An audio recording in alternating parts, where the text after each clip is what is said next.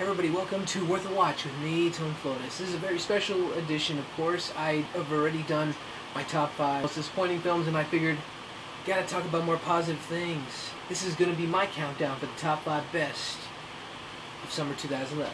So, let's do this. 'Cause he's going the distance. He's going for speed. She's all... I wrestled with these numbers for so long, hence why it took me a little bit longer to even do this video. So, number 5, X-Men First Class. They're just kids. No, they were kids.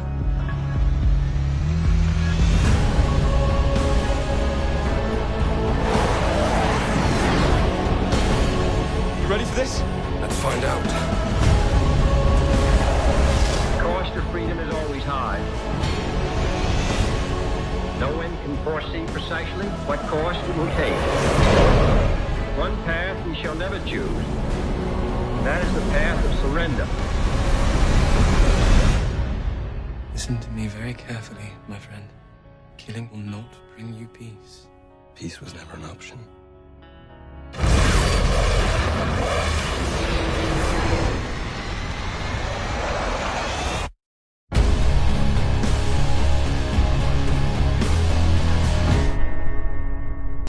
I did not do a review on this, but I'll just quickly summarize how I felt about it right now.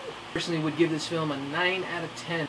Many people definitely felt that this movie got the X-Men franchise back on track, and that's definitely my personal point of view as well.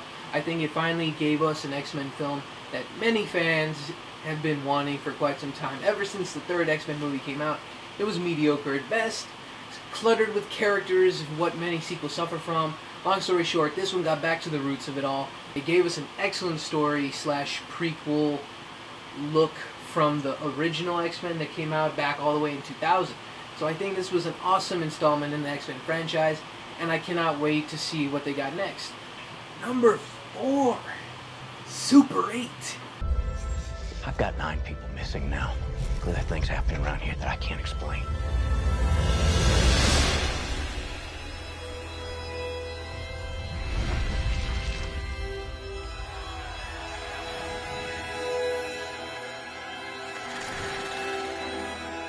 We have to find this thing. I don't feel good about this.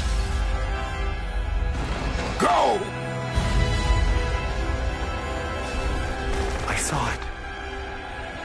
No one believes me. I believe you.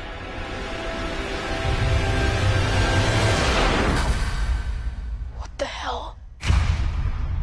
This generation of children / teens needed a film like this. I'm glad J.J. Abrams, along with Steven Spielberg, did an excellent film, especially with just dealing with child actors being the stars of the film.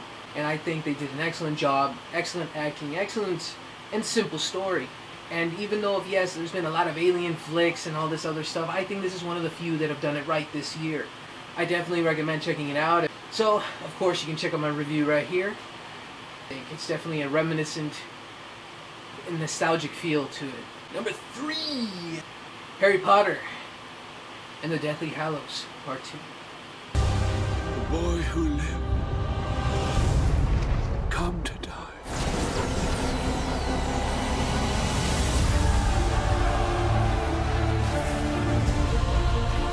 Tell them how it happened that night. How you looked him in the eye. A man who trusted you and killed him. I never wanted any of you to die for me. You'll stay with me. Always. Until the end. Come on, Tom. Let's finish this the way we started. Together.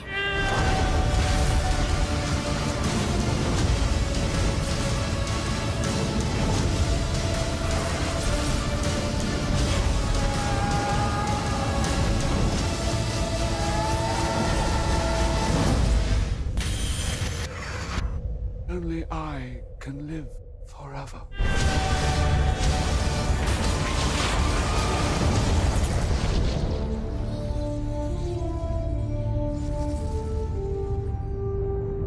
This movie has just blew away all my expectations, that's for sure. Unlike some other franchises who just bail and just make a very sad, pathetic attempt as a final chapter. Yeah. But this movie concluded the entire Harry Potter franchise in such an awesome way to go out. They literally went out with a bang in some cases. I think they just went all out. Every person in this movie, whether it be behind the camera or in front of it, awesome, just blew me away. It's an epic end to a franchise that many people, I personally grew up with the movies.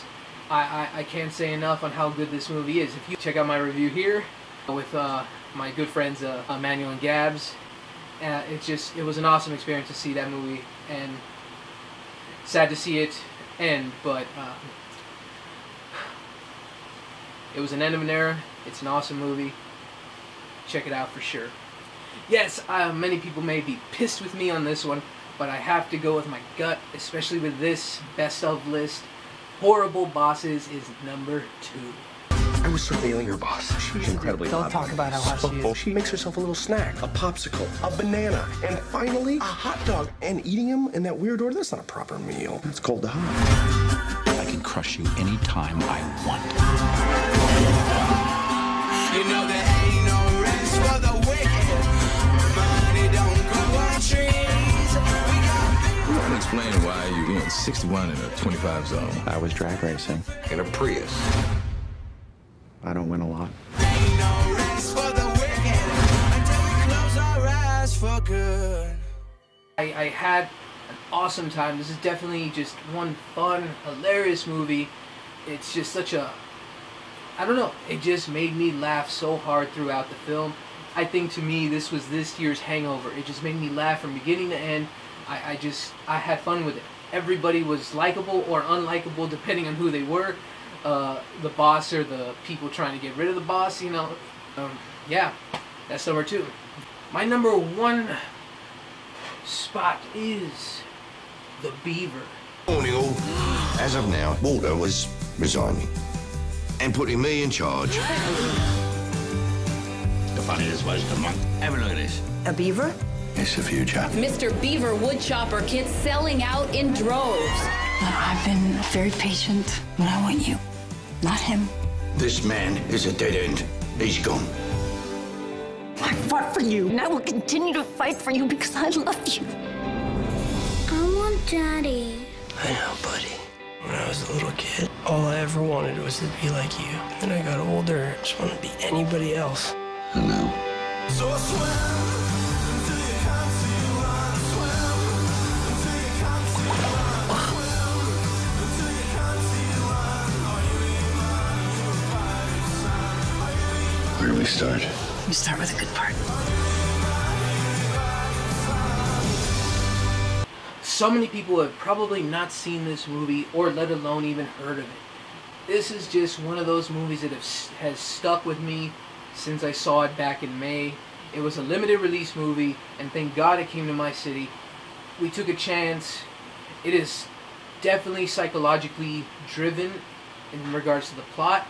The story is actually very realistic, very sentimental, and the emotion that drives this movie is just wow. It's not, of course, for everybody. If you do not mind dramatic films, especially when dealing about life and depression and all that, it's just it may not be, you know, for you. But I really enjoyed it. You know, I can't praise it enough. This is definitely my favorite movie this summer. I'm not saying I condone Mel Gibson's behavior. He is a crazy idiot in my book, but his acting is top-notch in this movie. Jodie Foster knocks it out of the park, along with the rest of the supporting cast. I say recommend it. And of course, this was my first discussion review, which click right here for it, with my best friends, Emmanuel and Gabs. So yes, people, that is my top 5 best summer 2011 films. Hope you all enjoyed it. Feel free to comment below if you disagree with me or you agree with me. Of course, don't forget to click like. And of course, subscribing doesn't hurt either. Just click that button up there. And of course, keep going to the movies.